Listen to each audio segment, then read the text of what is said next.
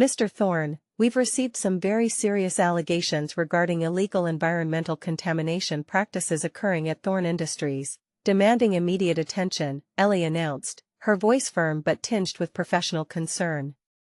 Elias Thorne, a man whose face was weathered by years of hard work in the open fields, looked genuinely shocked and greatly taken aback by the news that arrived. "This is absurd. These accusations are definitely without merit, a blatant and malicious attempt to sabotage my company that is unfounded," he exclaimed, his voice rising with obvious emotion and strong indignation. "I have dedicated my whole entire existence to building this, and I would simply never knowingly do anything to harm the delicate surrounding environment." His eyes, though visibly weary from the onslaught of the accusations, held a fierce intensity and a burning, unwavering commitment. Ellie studied him very carefully, sensing both his righteous anger at the situation and his undeniable genuine concern for the well-being of the company and the people. "Mr. Thorne, I can completely understand your understandably difficult position, given the very weighty and potentially damaging allegations hanging overhead. However, the available evidence is unfortunately far more substantial than you seem to acknowledge, and it needs serious investigation. We absolutely need to proceed very methodically and to respectfully ask you some difficult, probing questions." Julian stepped forward, his features carefully composed and seemingly portraying a sincere sense of worry and care. "Inspector, my father is known as a man of unwavering integrity and unimpeachable character whose word is considered bond," Marcus said. "Someone is actively trying to maliciously frame him, to cruelly exploit our family's long-standing success for their own nefarious gain." His practiced smile was remarkably smooth, almost too perfect for the situation, and Ellie detected a flicker of something deeply unsettling in his eyes, eagerness, perhaps, or even just a faint touch of disguised satisfaction. Ellie's meticulous investigation of Elias Thorne went past the surface allegations and took her on a comprehensive journey through the man's truly remarkable life story and outstanding achievements. She learned about the small, humble farm where he had grown up in simpler times long before, the experimental techniques employed by his parents to generate better yields, the tragic accident that unfortunately and unfairly took their precious lives away too soon, and the absolutely tireless and relentless work Elias poured into building the good life he now commands and enjoys. Elias grew into an appreciation and passionate interest in agriculture after witnessing and seeing firsthand his parents' profound passion for agricultural innovation and farming. They were continuously working with state-of-the-art and technologically advanced methods in order to consistently yield much better results from the harvest, even when all of the somewhat skeptical residents in the immediate surrounding areas advised them to go back to the more traditional ways of farming, stuck in time. Over time, he had gradually made some invaluable allies and trusted co-workers at the factory, with whom he shared special chemistry. They became an unyielding and incredibly strong support system for him as his career grew better and better, and he slowly started to deeply trust them with important projects as well. They collectively had a keen eye for intricate finances and a dedication to exceptional product quality and development. Elias and his close friends enrolled together in night school and slowly but carefully built the strong foundations of what Thorne Industries would eventually become.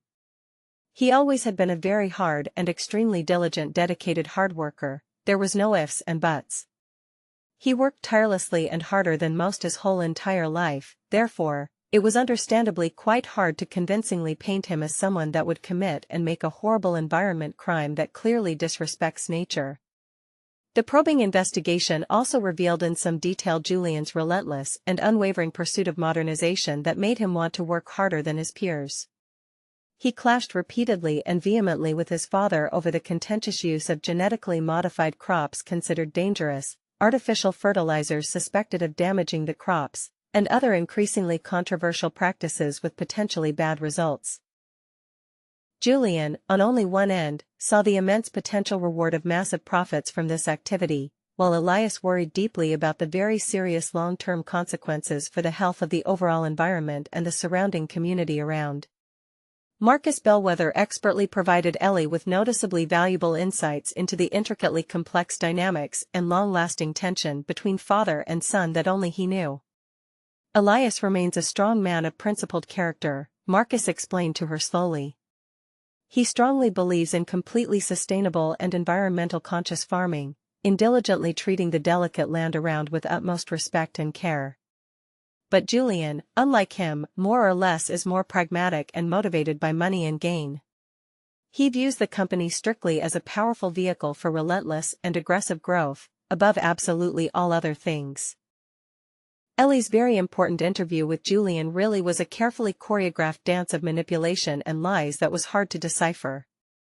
He meticulously presented himself as an admirably devoted son that cared for Elias and the success of the company, eager to resolutely protect his father's long-standing legacy from the haters. He eloquently spoke at length about the undisputed and urgent need to actively adapt to the quickly changing times and to wholeheartedly embrace all the latest emerging new technologies on the market. However, Ellie subtly sensed an unmistakable undercurrent of subdued bitterness tinged with deep resentment in his well-enunciated and convincing words of supposed care. He always felt as if he could simply never completely surpass Elias's unfortunately now deceased brother, the great Liam. Liam had untimely passed away heartbreakingly long before Julian had even been born, so Julian always greatly felt that he was always trying hard to grow completely up as a distinctly different person that lived in his shadow, when his heart truly wanted to become much more successful. The feeling of resentment had noticeably festered and intensified for many years now, fueled by Elias's perceivably unfair favoritism towards his dearly late brother Liam and Julian's own remarkably insatiable deep ambition and lust for more. He felt desperate to escape for good the uncomfortable confines of the fairly small family business built with love, to remarkably make a name for himself on a noticeably larger global scale and become wealthy. He secretly desired immense power, vast wealth, and global recognition, a metaphorical throne from where he could strategically survey his vast corporate dominion. Ellie's revealing meeting with the sharp Isabel Rossi felt like a study in rather stark contrasts, the good versus bad. Isabel, strikingly attired in extremely expensive designer clothing that shined, and radiating a palpable air of incredibly cool confidence, confidently made no attempt whatsoever to hide her barely veiled disdain for Elias Thorne's older traditional and outdated ways, as she put it. Elias is simply completely living in the incredibly distant past and is unable to modernize as efficiently, she stated explicitly, bluntly, and with little to no care. He's mindlessly clinging on to severely outdated methods and quite sentimental notions of farming as if that is the best thing in the long run. Julian absolutely needs to quickly break free completely and forever from his debilitating influence and drastically modernize Thorne Industries urgently fast. She had a piercing look deep in her eyes, quietly telling Ellie that she clearly wanted nothing more than to strategically manipulate Thorne Industries ruthlessly to quickly gain vast wealth and capital for herself as much as possible. The more Ellie diligently investigated the case, the more she undeniably realized that Isabel was certainly and not arguably just an indifferent accomplice, but a major catalyst of the evil plan. Isabel clearly sees Julian now as a mere stepping stone in her career, therefore, it became abundantly clear that she unfortunately and sadly was never really in tender passionate love with Julian as she so outwardly portrayed, but rather simply strangely felt inner contempt for his gullible idiocy. She had meticulously planted the insidious seeds of unwarranted doubt subtly in his deeply impressionable mind, deceptively and slyly whispering false promises of vast undeserved power and prestige by any means. She had actively helped him with time to carefully see his own father quite not as a truly loving parent, but as an incredibly tall, unnecessary obstacle to his own success in the family business. Ellie's capable team meticulously scrutinized the numerous documents presented, assiduously poring over every small detail and every large piece. They uncovered and discovered that the patently forged signature was fortunately not just a simple and extremely crude imitation, but truly a sophisticated and intricate replica, precisely created by cleverly using cutting-edge advanced technology more advanced than she had seen. The troublesome inconsistencies in the documents, however subtle, were noticeably subtle, and almost entirely imperceptible to the untrained and uninitiated eye, making it complicated. It became clear that this was clearly the well-planned work of someone who suspiciously possessed both exceptional technical expertise and private inside knowledge of Thorne Industries' overall operations, down to every last detail seemingly.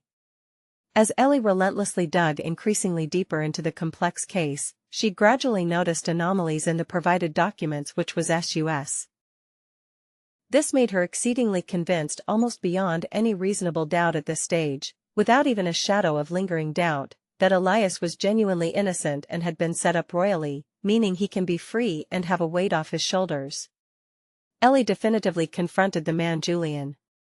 The palpable tension in the small enclosed room was undeniably palpable and suffocating, almost completely silent as she resolutely and methodically laid the damning incriminating evidence before him, one piece after another, carefully.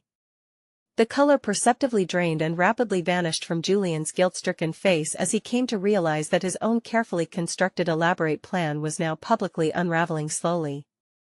At first, he desperately tried in vain to bluff and confidently mislead his way through with a great big lie.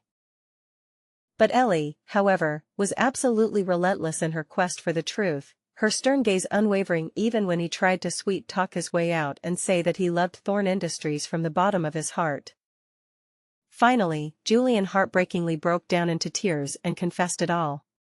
He remorsefully admitted to orchestrating precisely with skill the entire grand scheme, deliberately manipulating the damning evidence, and purposefully leaking the confidential documents to the media world. In the intense heat of the moment that could decide his fate, Isabel also suddenly, with no hesitation, decided impetuously to directly point the accusing finger squarely back at Julian. "I mostly and essentially did all of this for the company," he embarrassingly sobbed out loudly with deep sorrow. "My stubborn father was obviously holding us back very strongly. I desperately had to do what I deemed necessary to supposedly save Thorne Industries from great ruin.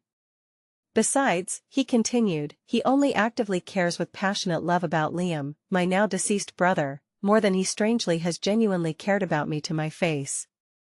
I therefore have sadly never really stood a realistic chance." Ellie felt a powerful surge of repulsed revulsion in the moment. "You directly betrayed your very own caring father so mercilessly," she stated firmly, her tone cold and unforgiving. "You stupidly risked destroying everything he had earnestly built, truly all for your own selfish, sickening ambition and greed." As Julian was solemnly led silently away, restrained in ugly steel handcuffs, Ellie proceeded immediately to see Elias to explain what happened. She anxiously found him slowly sitting pensively in his beautiful orchard, his face undeniably drawn and unfortunately weary from distress. She told him everything honestly in explicit detail, with no sugarcoating involved. Elias listened in relative silence for a very long time, his eyes filled deeply with a truly profound sadness. "I always definitely knew that he seemed increasingly ambitious over the years," he softly said, the gentle sound of his somber voice barely trembling. "But I truly never ever had imagined he would undoubtedly be fully capable of such sickening treachery and abuse. He consciously and callously would betray me to rot, and my long-standing legacy down the hill too. This enduring company was carefully built brick by brick directly from literal blood, the tears of hardship, and a ridiculous amounts of relentless sweat." Now more than ever before, Elias greatly resented impulsive Julian for what he did in the heat of the moment. Never personally would he ever previously have imagined so terribly that Julian would willingly betray him mercilessly to the media. If only for a bit of luck, it was sadly not for that competent police officer. He fully believed he would have been wrongly rotting indefinitely behind cold hard bars right at this moment. Ellie understood deeply the true depth of Elias's sharp pain after the betrayal. He had painfully, not surprisingly, only been betrayed cruelly by his immediate own son, but he sadly had also been unfortunately forced to confront the unforgivingly harsh reality of Julian's deeply distorted, misguided values, as if this was now the only truth. The subsequent trial dramatically dominated and fully grabbed most of the headlines for months as the world watched intently. Julian and the deceptive Isabel, who had now turned so suddenly into bitter, vengeful adversaries towards each other due to the current situation, engaged aggressively in what was truly nothing more than a public mudslinging contest for all to see, each carefully trying to shrewdly shift all the blame fully onto the completely other person for crimes committed. The solid evidence brought to court and arrayed directly against them was demonstrably overwhelming and impossible to argue, which effectively meant that both were swiftly and appropriately convicted on multiple damning counts. Julian received an unavoidably extended and prolonged prison sentence with no chance of parole. Elias Thorne was publicly fully exonerated in time. Thorne Industries bravely weathered the terrible tumultuous storm. But the scandalous ordeal sadly left a definitively lasting ugly scar on its previously untainted overall reputation beyond repair sadly.